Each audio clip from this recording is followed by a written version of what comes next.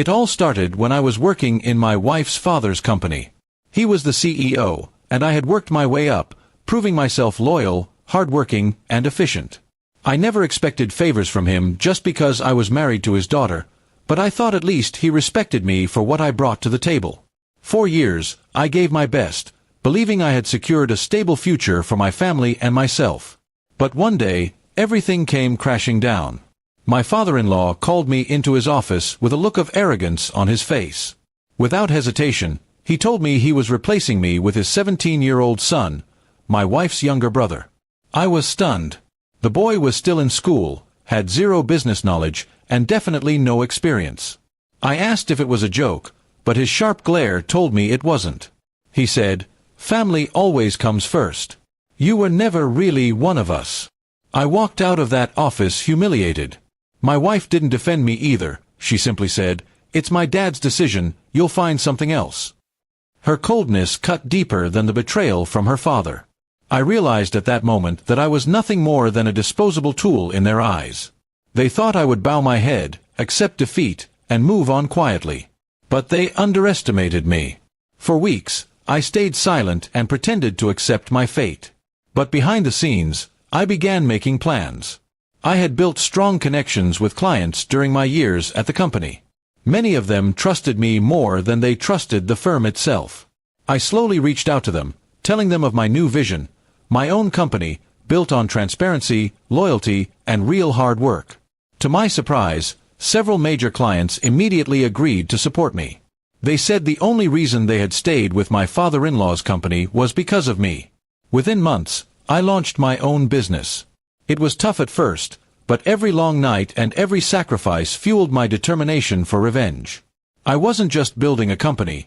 I was preparing to take back everything they had stolen from me.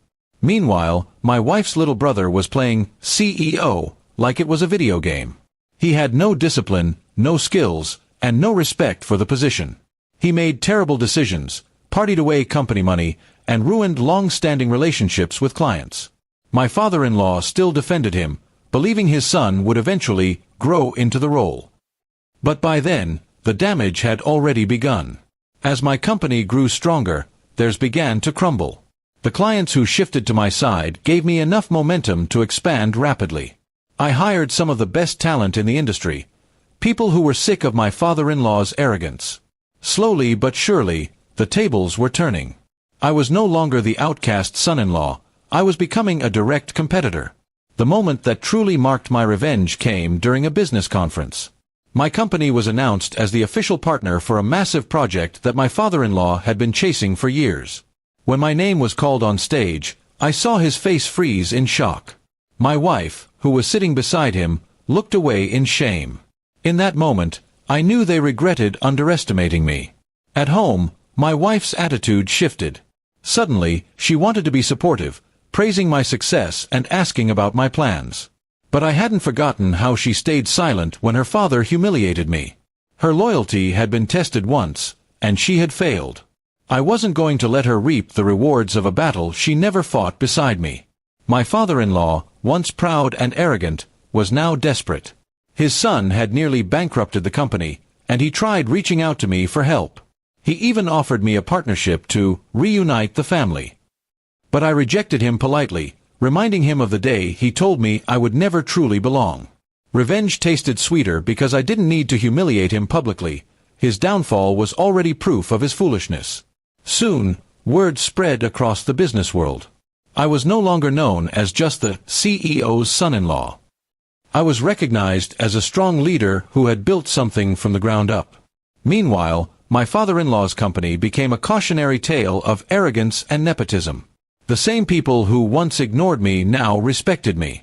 The balance had completely shifted. As for my marriage, I realized it had been built on convenience, not loyalty. My wife's silence during my darkest time was proof enough. I decided to walk away from her and her toxic family. The divorce was messy, but I had already built my independence, and nothing they did could break me again. In the end, I didn't just take revenge. I built a life where I didn't need their approval. My father-in-law regretted replacing me with his inexperienced son, but by then, it was too late. I had taken everything they thought I could never achieve, and I walked away stronger than ever. Moral life teaches us that betrayal often comes from those closest to us, but silence and patience can become the strongest form of revenge. Success earned through hard work is the loudest answer to arrogance and disrespect. Lesson never depend on others for your worth. Stand on your own, and even the ones who threw you aside will one day regret it. Respect, once broken, can't be repaired, but self-respect builds a foundation that no one can destroy.